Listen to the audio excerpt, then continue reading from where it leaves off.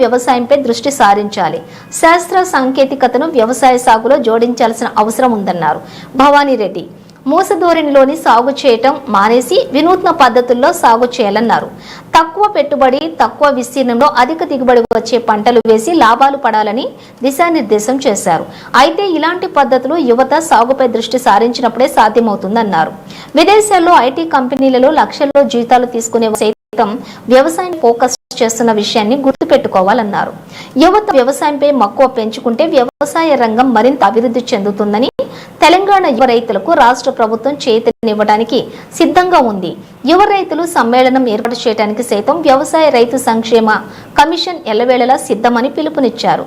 వ్యవసాయ రంగంపై ఆసక్తి ఉన్న యువతకు వ్యవసాయ రంగంలో మెళకువలు, సాగుపై అవగాహన కల్పించడానికి వ్యవసాయ శాఖ కమిషన్ సపోర్ట్ చేస్తుందన్నారు కమిషన్ సభ్యురాలు భవానీరెడ్డి.